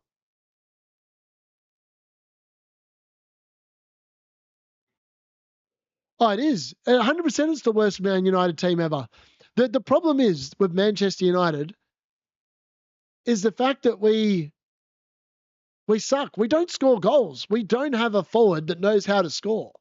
That's our entire problem with the team. Like, it's so frustrating watching them because they do a lot of things actually not too bad. But when it gets into the final third, they just look god awful. All right, here we go. Doku's in again here. Haaland's in for a 5th. It's 5-0. Haaland's joined the party. All right, my rank's definitely going to go down a little bit now because Haaland's scored and Doku's just got another assist. So Doku's having a monster game too. Wow, I can't believe it's 5-0. Oh, let's have a look at Doku. Where is he? Doku. The problem is with Doku, he's definitely a pep roulette target. You can't trust him to start. So now Doku's got a goal and an assist. So he's going to go up to.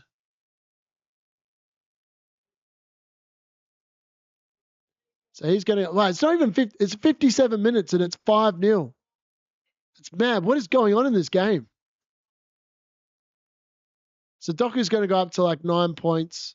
All right, that's definitely going to hurt the rank a little bit. That might push me back out closer to 10,000. Let's see how many people have Haaland. Let's see if that goal actually dents my rank at all in the next 5 minutes. I'm intrigued to know.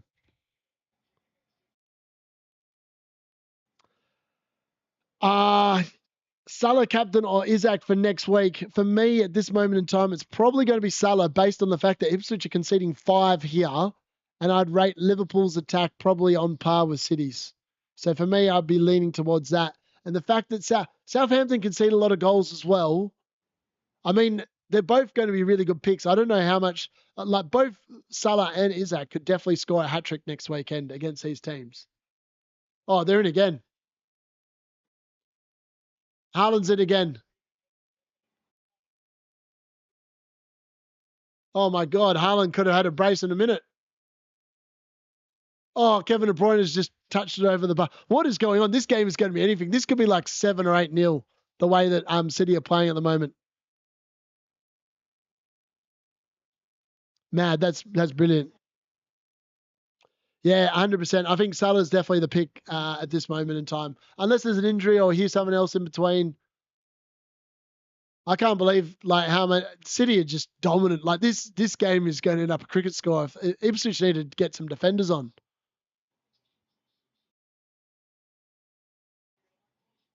Let's have a look, see if that affected my rank at all. No, it doesn't seem to have affected it yet. But I don't think many people in the top like 20,000 teams probably own Haaland. I think most people have gone without him. So I don't even know if like the Haaland goal would actually make any difference. The one that probably does make a bit of difference is Doku because he costs a little bit less. But again, who the hell's going to be owning Doku? I wouldn't have thought many people. Right, Phil Foden's got it here.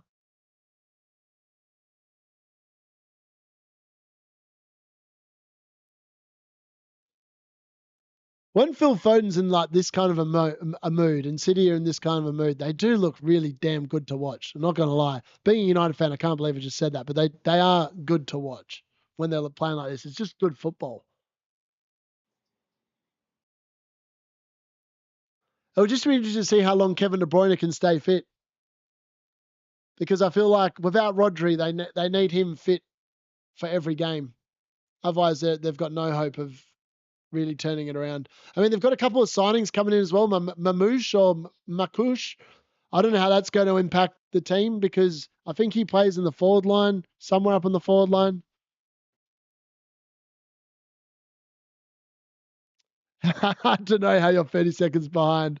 We have really good connection here. I think I use Starlink for my internet in Kalgoorlie, so yeah, it's been all right.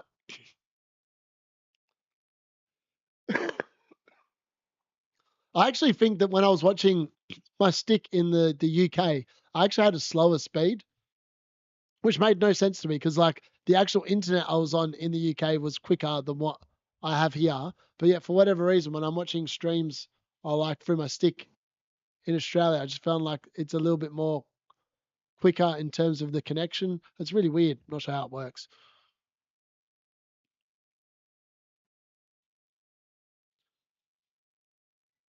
Oh wow, that was interesting.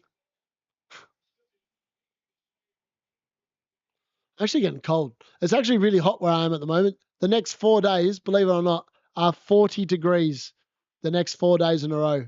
I think we've got 40, 40, 41, and then 42. So it's pretty hot here. I'm already missing the cold weather of the UK. I found the UK such a refreshing in the height of Australian summer. Going to the UK for a month was like welcome relief. Even if the last week was like 0, 1, 2, and I think the mornings got down to like -4 in the UK. It was nice to feel cold. It's always nice to be able to rug up than sit there and not be able to take enough clothes off. Oh, there we go. My rank's been affected a little bit. 7,565. So that must be about 60 odd teams have Haaland. The power of the Haaland. Oh, do you play, Dylan? What position do you play? Are you forward? Oh, here we go. Man City making some changes. Who are they taking off? Oh, Foden's going off. Boo. Ah, Pep's rotating for the Champions League. Come on, Ipswich. Why do you have to be so easy to beat? That's all right. I'm happy with that. Phil Foden's off.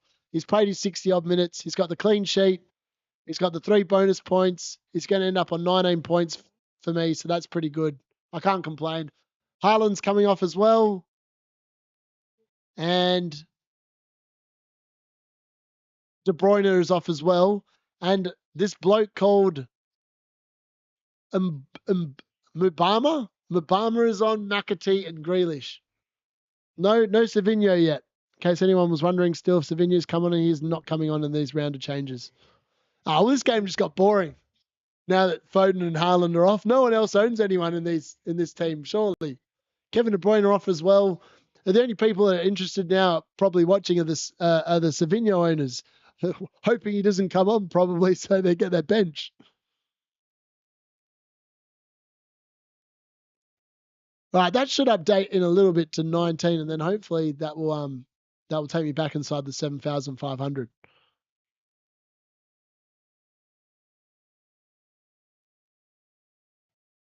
Oh yeah, I agree. Yeah, humidity is a killer. It's really weird. So we normally get we'll have like 4 40-degree days in a row or whatever, and then normally it will rain. But like the humidity before it rains is pretty unbearable. But then the temperature really drops afterwards. But it's normally not humid. As I said, I actually don't mind the heat because like you can sit there and you can still go outside and you're in the shade and it doesn't actually feel that bad. But if it was humid and it was 40 degrees, I'd be done. I wouldn't be living here. I wouldn't be able to. I wouldn't be able to hack. Wouldn't be able to hack it. Oh, you're a center attacking midfielder. Gaffer put me up top today. I made 2 big chances and I should have scored twice. Um, it's funny because I used to I've always played up front, and then when I was 16, the first team like in the National Premier League over here in WA, the bloke wanted me to play, but they didn't want to play me up front, so they put me at left back, and I was like a Roberto Carlos at left back. I did no defending. I was past our left midfielder the entire time I was playing, and I actually scored about 5 goals from left back. Um, but I don't know if he did it deliberately, knowing that I could run and I was quite skillful, or if he just thought he'd give it a go and it worked out really well. But then yeah, I've got a couple of guys that I coach now, that I manage now, and they're like 15, 16, and they always give the ball off. Like instead of just sitting there taking the chance on themselves, they'll sit there and try and be creative. And like it looks really good because they were sitting there, we're playing tiki taka on the opposition box. But then I'm like going, just someone put your foot through it, man. And I was like going, it's funny because they all play up then in the men's teams, because in Calgary it's like a regional town with like 6 teams, and they play up with me on the Sunday into the men's team. And in the men's game, all they do is feed me the ball. Like all of them just sit there and they feed me the ball, and I'm like going, and then I just shoot. I'm like going, that's what you do. And you get the ball and you've got a chance to shoot, you shoot. And then they're slowly starting to realize that sometimes don't play the extra pass. Yeah. I've been coaching for like years. I started my first I coached my first team when I was 19. Ah, nice. Centre forward strike. Centre forward strike is the best position to play. I love a score and a goal. Like it's just always been something I've done, and I get super excited when I score a goal as well. I get up and about, get very up and about. I got up and as about as I did when Phil Foden was scoring my goals in this game.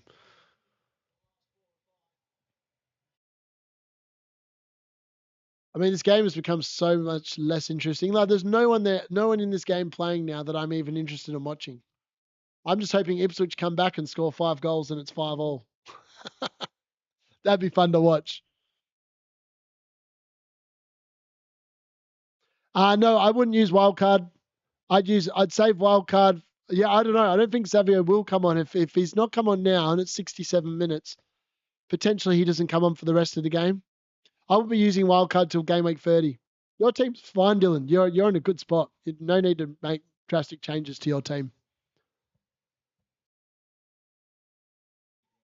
Tom's here. Can't finish a biscuit. Oh, jog on, Tom. Creepy Tom is back from the woodwork. Tom knows I can finish. That's why he's sitting there and writing that in the chat, because he knows that if I get a chance, like some of these players, I would just bury it. I would just be on the left foot and it'd be in the back of the net. I'll be wheeling off celebrating. Oh, what?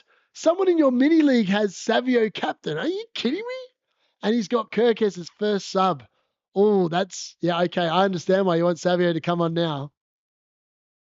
It's so annoying. I've got bloody Kirkez sitting on my bench, last spot on my bench. I had no hope that Kirkez was going to get any kind of return against Newcastle. Like, who could have predicted that?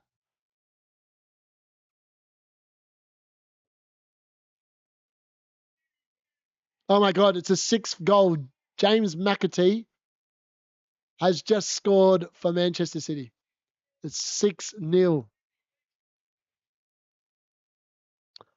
You did a classic Tom then, Dylan. Tom's all talk, no finish.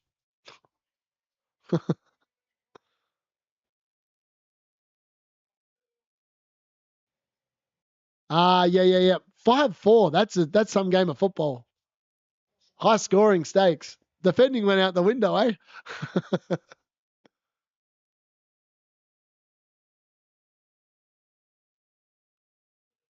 Wow, Kovacic is having a game as well. He just got the assist for that goal. I'm interested. Oh, so Foden's gone up to 19 points now, and I've gone up to 7,119. That's pretty good. Can't complain. Still looking pretty good in terms of rank. Question: is Foden a hold or not?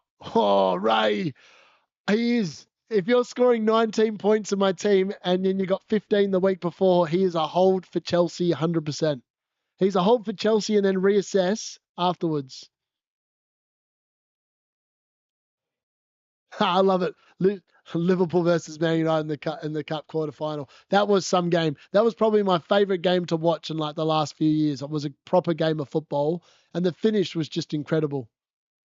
That was the moment Amad Diallo arrived as a Man United player. And this year, he scored away at Liverpool, away at Chelsea, away at Arsenal. Just a great player. I'd say Ed Sheeran's going to write a song about this. Tom finishes in 4. Did you know that Tom, I've only ever watched Tom once in a game. And I came down and he was like, going, I'll come down. And like, so Darren was meant to come with me, but he didn't. So I just rolled up to go and watch him.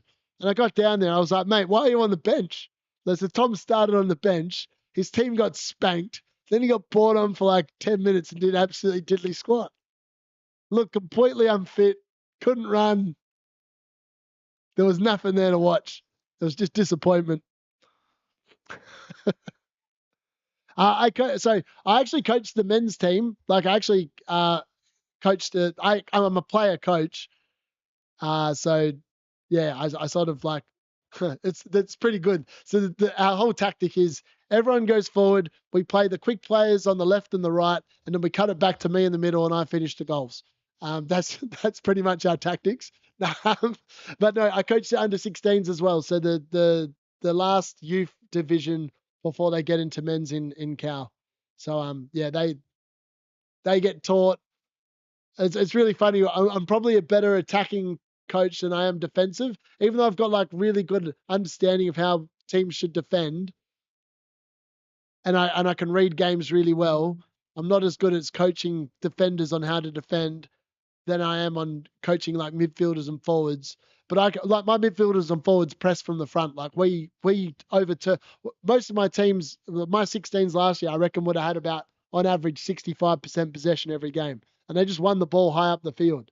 Like I don't like defending like a normal defender. So I'd rather go and win the ball upfield, press the attack, force the error, and then you're obviously closer to goal already. Yeah, I love that. Yeah, he'll sing all his sad songs and get them all in the dressing room. I love that. Oh, mate, I just need to teach Trent to accept the deal from Real Madrid and piss off. Can you imagine if somehow in the last 2 weeks of the window, so what do we got? So the transfer window closes on the 3rd of February.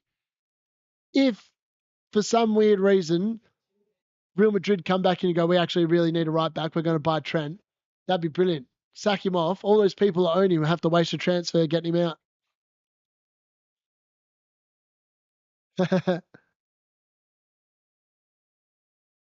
Oh, no way. That's pretty cool. Play semi-pro and his son plays for Millwall. I mean, Millwall are an interesting team. I love the rivalry. I remember like watching Green Street Hooligans back in the day, and I thought, what a great what a great movie that was. The first one was brilliant. I mean, the ones after that, 2 and number 3 were just a bit meh.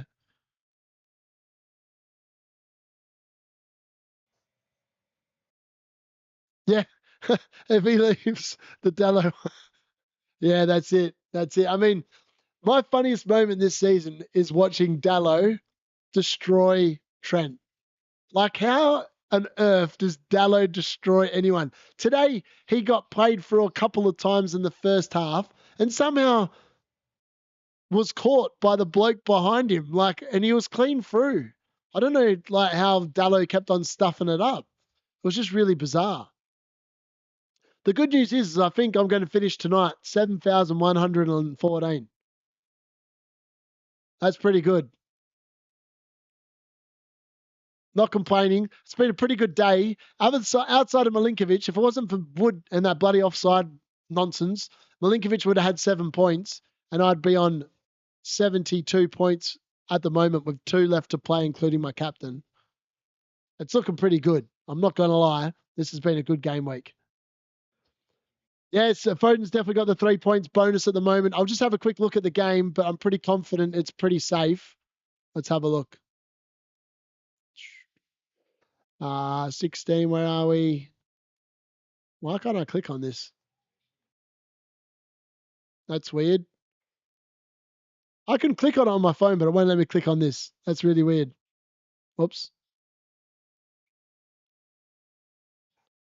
He's got 59 bonus. I would have thought Doku's slightly less. Doku's got a goal and an assist. Let's have a look at Doku. Doku's on 44, so yeah, he's pretty comfortably got the bonus at the moment. So Foden's obviously got, what did I say Foden had? Foden's 59, yeah, so he's definitely got Doku covered. Now, Kevin De Bruyne has got a couple of assists in this game as well, but he's also gone off. He's on 40. Yeah, Phil Foden's definitely got 3 bonus. He's definitely still got 3 bonus.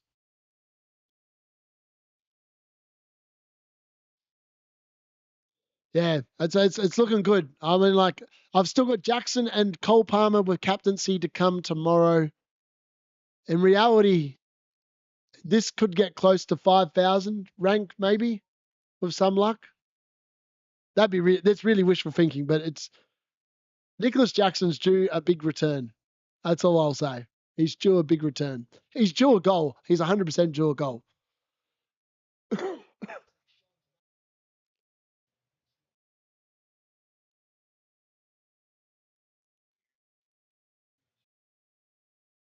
You take on 2 back-to-back planks from Salah. Yeah, I did. Yeah, easy. I mean, it was. Oh yeah, Kovacic. Sorry, I forgot about him. He's got a goal and assist. They need to take Kovacic off and they need to take Doku off. I think they've already taken. No, Doku's still out there. We don't want any more goals. Get Kovacic out. He doesn't need any more points. Surely he's gone off. And Man City made another sub. Let's have a look. Man City, yeah, they made another sub. I feel like they have.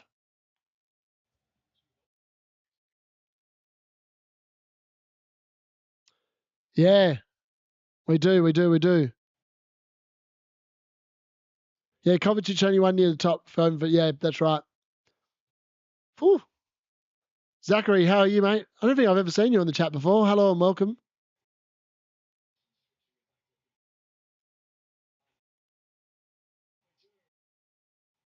Let's have a look. Have Man City. I think I might have missed a substitution.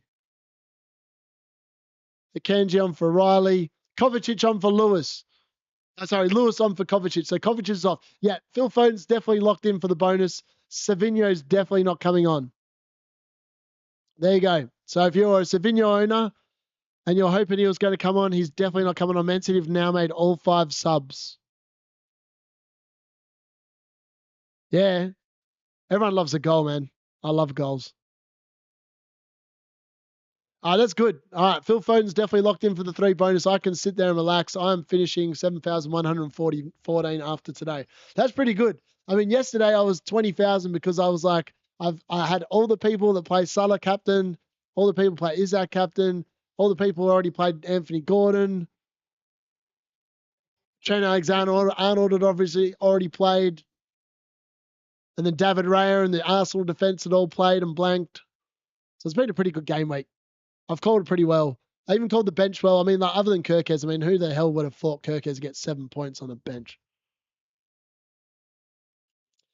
So I love the celebration where you just fall over and stop on the ground. Like, you know, the dead man sort of jump into the air, fall on the ground. That's the celebration I love. It's so funny because I always do the exact same celebration when I score in FIFA, and that's the one where they just sort of stop and then they jump onto the ground on their side. I've never actually done it in real life, but I should because I love that celebration. My celebration is normally me just going, pointing and going, yeah, which is a bit boring, but I get quite excited when I do it. My best one actually was like in Cal where I live. I played for this team called Kalgoorlie College, and then I left because I didn't really get along with the coach because it was a bit of, I don't know, it just didn't rate him really, and he had some weird ideas on how to play. So then I left to go to Boulder, and the year after I sat there, and for the love of money, every time we played him, I couldn't score. Like for whatever reason, I couldn't score. And over here we have like the league, and whoever finishes in the top 4, like you get a trophy for winning the league, but then the real prize is playing a grand final. So the top 4, it's 1 versus 4, 2 versus 3. We played them in the grand final, and I was like, if there's a day where I'm going to score, I've been heckled by these bastards all season long. Every time I've missed, every time I've had a shot blocked, I've just been made to feel like crap. And then it got to the final, and guess what? And I never score on my right foot normally, but I can use my right foot. I'm quite left-footed, and like I'm not left-footed to the point where I'm an Anthony left foot, but I could score on my right quite comfortably. And I scored on my right foot, and I just went over to where all their fans were because they've been heckling me all season long. I just went, can't hear, can't hear. I literally just stood there for like 5 minutes celebrating while everyone else is celebrating around me in the final. I'm just sitting there going like this. Yeah, that was probably one of my funnest moments I remember playing a game of football. It was just brilliant. Yeah, 15 and then 19. I mean, Phil Foden in the last 2 weeks has now made me 34 points in 2 weeks. What a man. The amount of rank he has made me up in the last 2 weeks. What a gun. What a gun. Might do Rooney's boxing one. I'm a run past their bench doing suckers chatting. So I like that. Chatting celebration. Very nice. Newcastle getting battered has helped all the managers who own differentials like Morgan gives the up, Foden, etc. Because almost all Newcastle assets blanked. No, yeah, that's right, they did. The only one that returned was Hall, which was amazing. And he got taken off before they conceded the other 2 goals. So he actually ended up on 4 points, which wasn't too bad.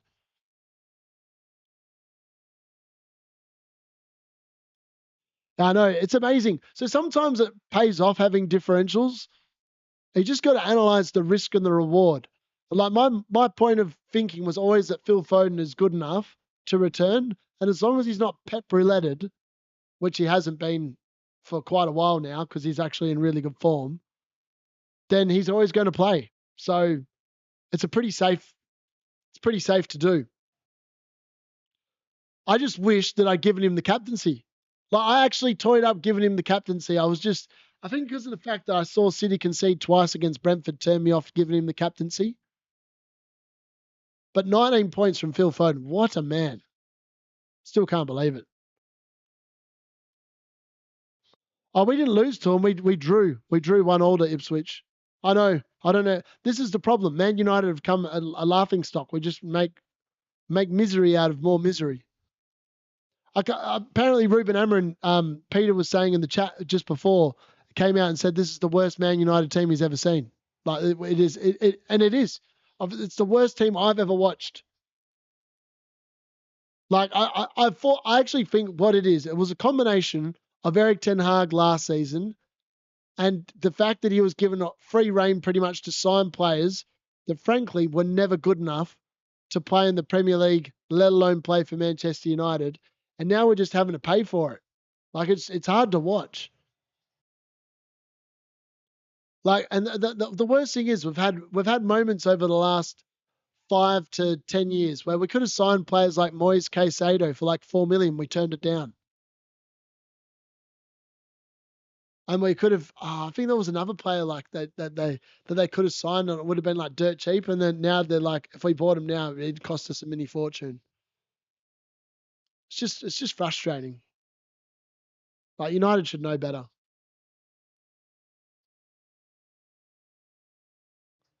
It looks like City have definitely taken the foot off the accelerator. The only concern here is that Doku somehow gets another goal because he's still out there, I think. But he's playing out on the right now, and I don't think Doku's best position's on the right.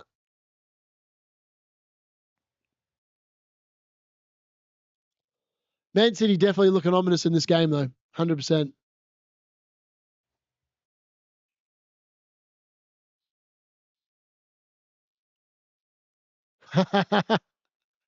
Nice. Oh, steak is brilliant. Steak is one of my favorite meals to eat. I love a good steak with mushroom sauce with fresh mushrooms like cut up on the top, and then like a little bit of mashed potato and a bit of broccoli. Super healthy. Gives you that red meat as well. I used to eat like a horse when I was like 16. I used to eat so much food.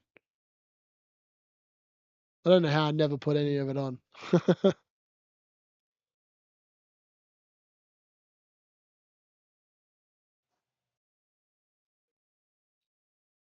Oh, 7,120. What? I swear Fantasy Football Hub is like so inaccurate sometimes.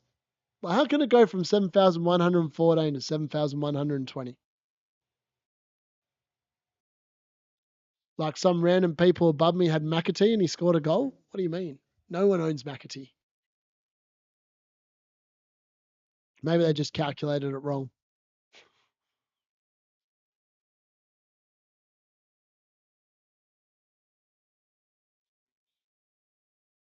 Yeah, that's it, isn't it? Yeah. Yeah, Tom is brilliant. He's good for the he's good for just eating crap. Tom's actually well funny. When he's in form, he's in form. He's probably getting no sleep tonight. He's probably still mad about the Man United game. But at least he'll go to bed happy knowing he's got Phil Foden getting 19 points.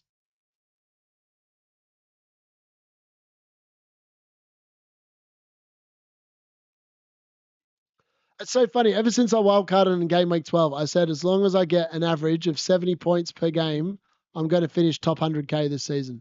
And at the moment, I've literally nailed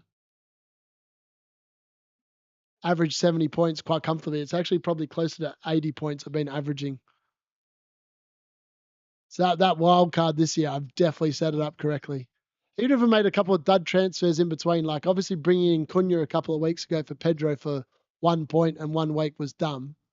But then I bought him Wood and then that's been fine ever since. I should have just bought him Wood the week earlier. It would have been love and life.